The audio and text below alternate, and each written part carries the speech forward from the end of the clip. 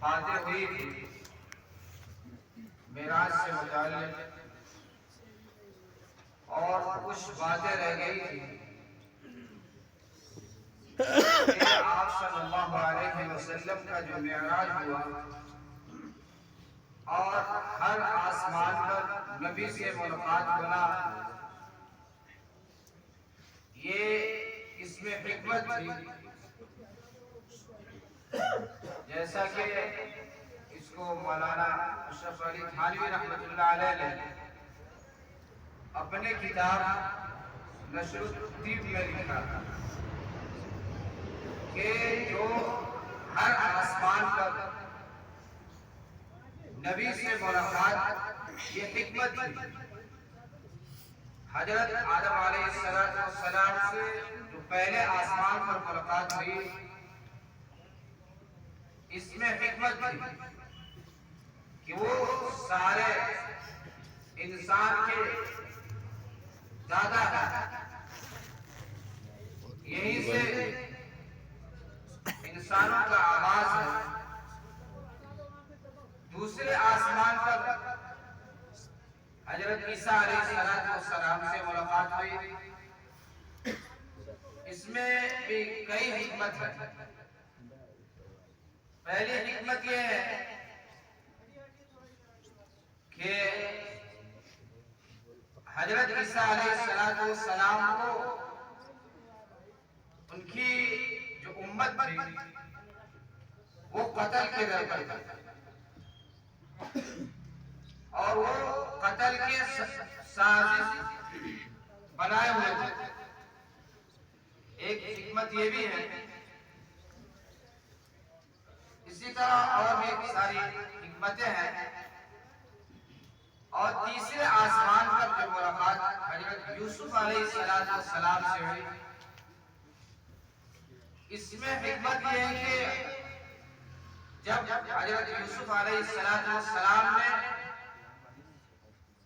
ان کے بھائیوں نے کنویں میں ڈالا،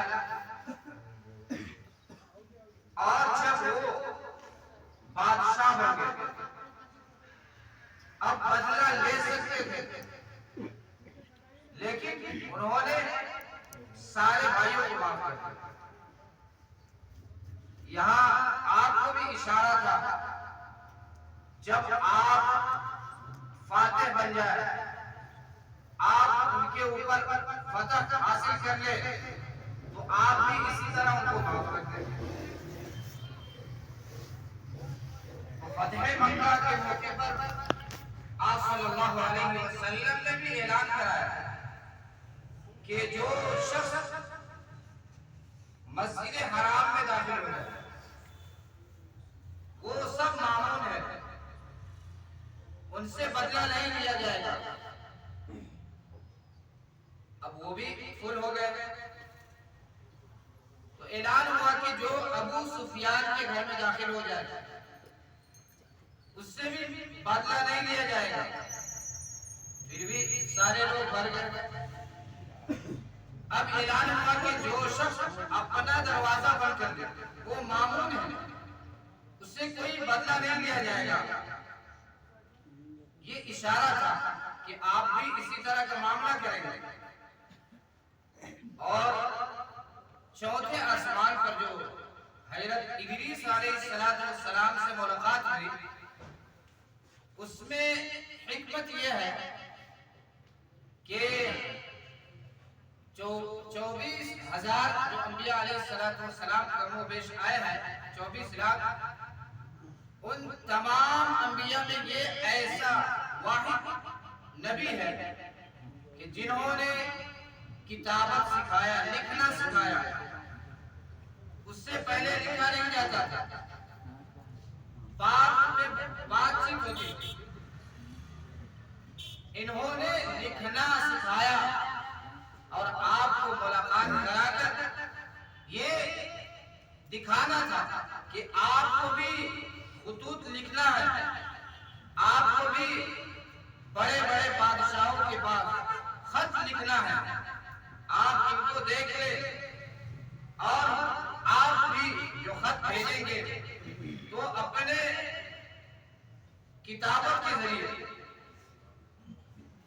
اور پانچویں آسمان پر حضرت ہارون علیہ السلام سے ملاقات ہوئی، اور اس میں بھی بہت ساری حکمت ہے۔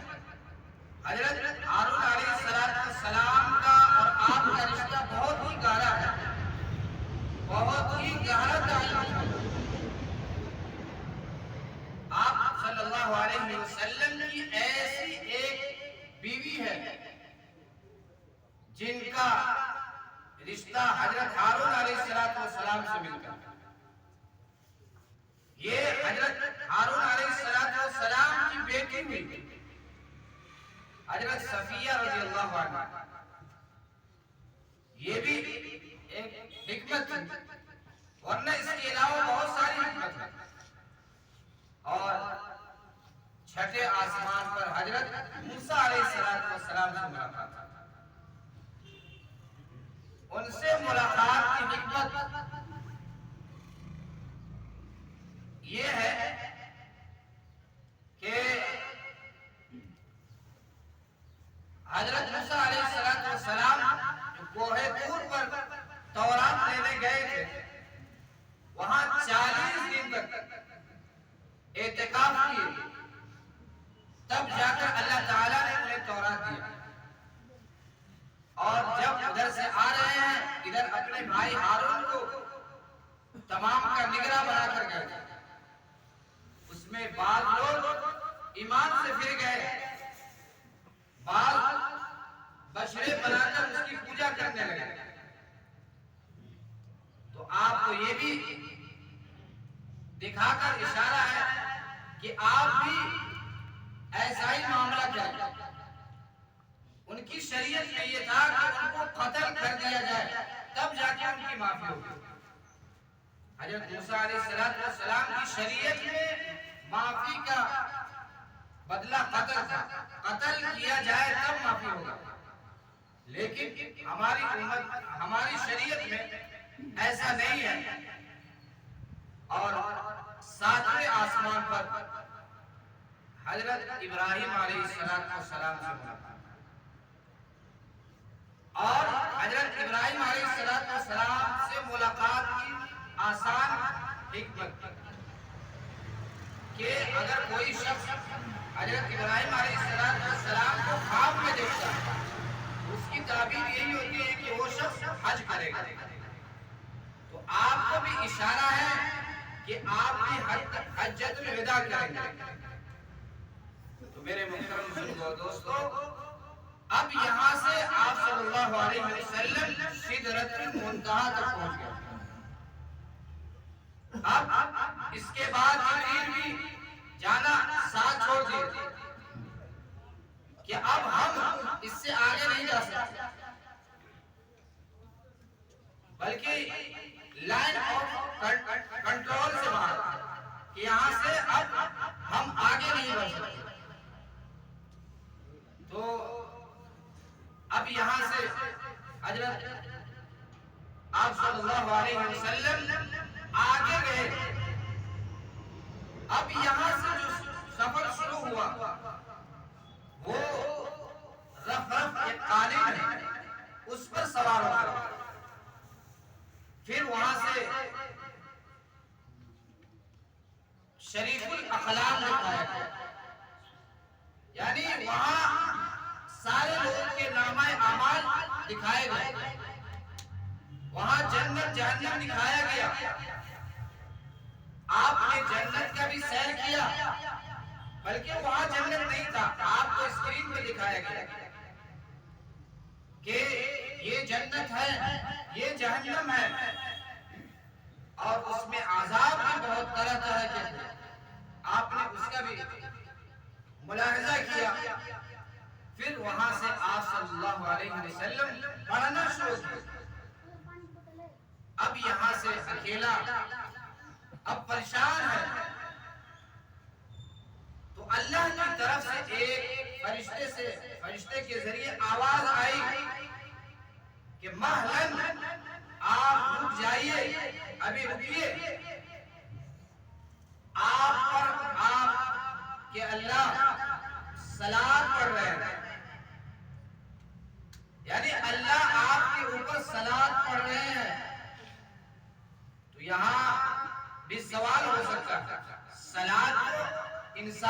لیے ہے، نماز تو انسان کے لیے ہے، اللہ تو نماز سے بے نیاز ہے، پھر اللہ صلاۃ کیسے پڑھ رہے ہیں؟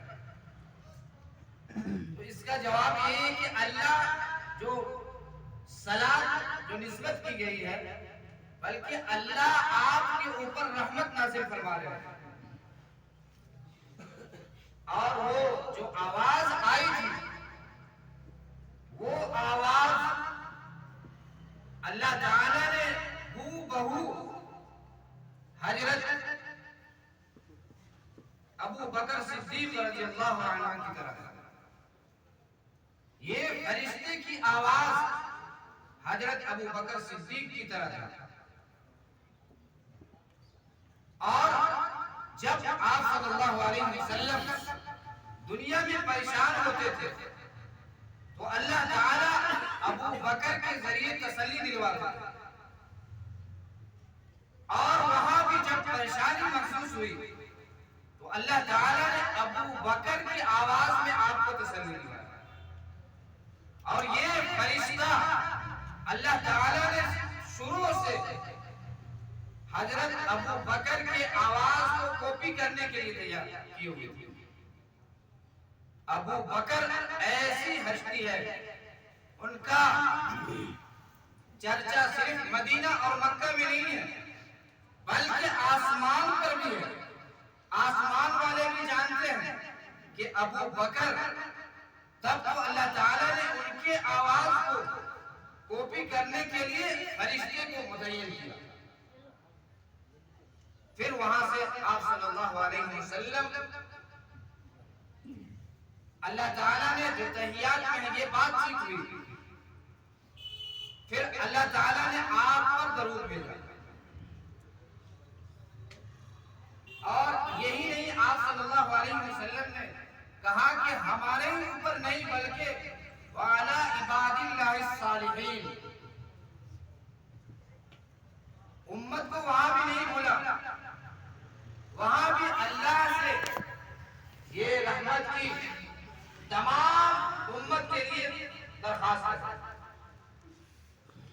پھر وہاں سے اللہ تعالیٰ نے 50 نمازیں دی، اور یہ نماز لے کر آپ صلی اللہ علیہ وسلم چھٹے آسمان پر آئے، وہاں حضرت موسیٰ علیہ السلام سے ملاقات ہوئی، اور موسیٰ علیہ السلام نے پوچھ لیا کہ اے اللہ کے نبی صلی اللہ علیہ وسلم، آپ کو اللہ نے کیا تحفہ دیا، آپ کو اللہ نے کیا انعام دیا؟ تو یہاں بھی ایک سوال ہو سکتا ہے کہ 7ویں آسمان پر حضرت ابراہیم علیہ السلام سے انہوں نے سوال کیوں نہیں کیا؟ چھٹے آسمان پر موسیٰ علیہ السلام نے سوال کیوں کیا؟ تو اس کا جواب یہ ہے کہ حضرت ابراہیم علیہ السلام بمنزلِ باپ کے ہیں۔ آدمی اپنے باپ سے آپسی معاملہ نہیں بتاتا جتنا اپنے بھائی سے، اپنے ساتھی سے بات چیت میں بلا جھجک بات کرتا۔ اس لیے موسیٰ علیہ السلام سے یہ بات بتائی، موسیٰ علیہ السلام نے کہا کہ جائیے، ہم نے آپ سے پہلے اپنی امت کو آزاد چکا، آپ کی امت میں نماز نہیں پڑھے گی، جائیے کمی کرائے۔ آپ صلی اللہ علیہ وسلم گئے، پھر 5 کم ہوا، آپ صلی اللہ علیہ وسلم 10 دفعہ گئے، اور اس کی ایک وجہ یہ بھی ہے کہ موسیٰ علیہ السلام نے اللہ سے درخواست کی تھی کہ اللہ ہم آپ کو دیکھنا چاہتے ہیں۔ مسجد کے تعمیر کے لیے بھائی، مسجد کے لیے بھائی، حضرت موسیٰ علیہ السلام بھیج رہے ہیں۔ مسجد کے اس تعمیر کی کے لیے ایک وجہ یہ بھی ہے کہ جب موسیٰ علیہ السلام نے درخواست کی تھی کہ ہم آپ کو دیکھنا چاہتے ہیں. مسجد کے لیے بھائی. تو اللہ نے کہا کہ لن ترانی، تم نہیں دیکھ سکتے. مسجد کے تعمیر کے لیے بھائی. مسجد کے لیے بھائی. تو یہاں آپ صلی اللہ علیہ وسلم کو بھیج رہے ہیں تعمیر کے لیے بھائی کہ ہم تو نہیں دیکھ سکے، لیکن جو دیکھ کر آ رہا ہے اس کو تو ہم دیکھیں. بار بار بھیج رہے ہیں.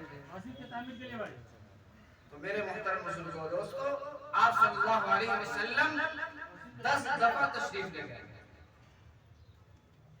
اور ایک بات یہاں یہ بھی بتاتے تھے نہیں لائے لکھا سکتے ہیں بھائی کہ جو لوگ کہتے ہیں مسجد کے تعمیر کے لیے کہ بھائی. جو علماء دیوبند کے مسلک کے لوگ ہیں وہ آپ کو نور نہیں مانتے، تو یہاں آپ صلی اللہ علیہ وسلم کے ارد گرد ہزاروں نور ہیں. تعمیر کے لیے بھائی. مسجد کے تعمیر کے لیے بھائی. تو ہم جب آپ کے ارد گرد اتنا نور ہے تو ہم آپ کو نور کیوں نہیں مانتے؟ مسجد کے تعمیر کے لیے بھائی. تو میرے محترم بزرگوں دوستو، آپ صلی اللہ علیہ وسلم جب وہاں سے پھر مسجد اقصی میں آئے، وہاں پھر آپ صلی اللہ علیہ وسلم نے تمام انبیاء علیہ السلام کی امامت فرمائی. یہ الوداعی نماز تھی. اس پر بھی اشکال ہوتا ہے کہ جو انبیاء علیہ السلام تھے وہ ان کی روح تھی یا مال جسم، یعنی جسم کے ساتھ تھے یا صرف روح تھی. تو یہ کتابوں میں لکھا ہے کہ صرف روح نہیں تھا، انبیاء علیہ السلام کے جسم کے ساتھ وہاں حاضر تھے. اور یہ اللہ کے لیے کوئی بڑی بات نہیں ہے. ان اللہ علیم بذات الصدور، ان اللہ علی کل شیء قدیر. ہر چیز پر اللہ تعالی قادر ہے. وہ انبیاء کو حاضر کر دینا جسم کے ساتھ کوئی مشکل بات نہیں ہے. وہاں سے آپ صلی اللہ علیہ وسلم سب سے پہلے اپنی بہن ام ہانی رضی اللہ عنہا کے گھر تشریف لے گئے اور آپ صلی اللہ علیہ وسلم نے بتایا کہ ایسا ایسا واقعہ ہوا. ان کی بہن نے کہا کہ آپ یہ بات دوسروں کو نہ بتائیں گے ورنہ آپ کا مذاق اڑائے گا کہ اتنے وقت میں اتنا بڑا سفر کر کے آ بھی کیا، یہ آپ کا مذاق اڑائیں گے. یہ ہمارا دین کسی غار میں کہیں چھپا ہوا نہیں ہے، بلکہ یہ دین کھلا ہوا ہے. یہ چھپانے کی چیز نہیں ہے کہ ہم چھپا کر دین پر عمل کریں. آپ نے یہ نہیں سوچا. اور ابو جہل جب ان کو خبر ہوئی وہ فوراً دوڑتا ہوا حضرت ابو بکر صدیق کے پاس گئے اور کہا کہ محمد ایسا ایسا دعویٰ کر رہے ہیں. پہلے انہوں نے یہ نہیں کہا کہ ایک ایسا شخص ہے جو کہتا ہے کہ ہم یہاں سے مسجد اقصی بھی گئے، ساتوں آسمان کا سیر کیے، پھر اللہ سے بات ہوئی. تو حضرت ابو بکر صدیق رضی اللہ عنہ نے کہا کہ کہنے والا کون ہے؟ اگر میرے نبی ہے تو یہ بات سچی ہے، اگر کوئی دوسرا ہے تو ان کی بات یہ جھوٹی ہے. یہاں آپ صلی اللہ علیہ وسلم سے ابھی ابو بکر کی ملاقات نہیں ہے، لیکن یہ کافر کے کہنے کی وجہ سے آپ صلی اللہ علیہ وسلم کی تصدیق کر رہے ہیں کہ میرے نبی کا بات جھوٹا نہیں ہو سکتا. لیکن یہ ابو جہل نبی کے بات کو نہیں مانتا اور ابو جہل کے بات کو سن کر حضرت ابو بکر صدیق تصدیق کر رہے ہیں. تو میرے محترم بزرگوں دوستو، یہ آپ صلی اللہ علیہ وسلم کی شان ہے. اور ایک بات یہ بھی ہے کہ جو وہاں امامت ہوئی وہاں تمام انبیاء علیہ السلام حاضر تھے. وہاں آج جو نبی کا دعویٰ کرتے ہیں وہاں تو وہ نہیں تھے احمد رضا خان یا جو بھی دعویٰ کرنے والے ہیں یا جتنے نبی کا دعویٰ کرنے والے ہیں وہاں تو وہ نبی جو تمام نبیوں کی وہاں حاضری تھی اس میں تو یہ نہیں تھے. جب وہاں نہیں تھے تو یہ نبی کیسے ہو سکتے؟ یہ جھوٹے ہیں. وہاں تو تمام انبیاء علیہ السلام کی حاضری تھی تو اس میں یہ حاضر نہیں ہے تو پھر یہ نبی جو ہونے کا دعویٰ کر رہے ہیں یہ جھوٹے ہیں، اپنے بات پہ جھوٹے ہیں. تو میرے محترم بزرگوں دوستو اس واقعہ سے ہمیں دو تین بات حاصل ہوتی ہے کہ جب غم زدہ ہو پریشانی میں مبتلا ہو تو کسی ایسے جگہ کا انتخاب کرے جہاں ہماری سکون حاصل ہو. اور دوسری بات جب سفر کرے تو سفر کے لیے سامان بھی تیار کرے، جتنا اچھا ہو سکے سواری رکھے، سواری بھی اچھی ہونی چاہیے. اور تیسری بات کہ جتنے بھی فرائض اللہ تعالیٰ نے نازل کیے ہیں وہ تمام فرائض دنیا میں نازل ہوئے لیکن اللہ تعالیٰ نے نماز کو آسمان پر دیا. اس کی یہ خصوصیت ہے، اس کی یہ اہمیت ہے. اور اسی طرح ایک اور آیت ہے جو سماوی ہے، آسمان پر نازل ہوا. تو میرے محترم بزرگوں دوستو اللہ تعالیٰ سے دعا کرے کہ اللہ تعالیٰ ہم سب کو صحیح سمجھ عطا فرمائے اور ان باتوں پر عمل کی توفیق عطا فرمائے.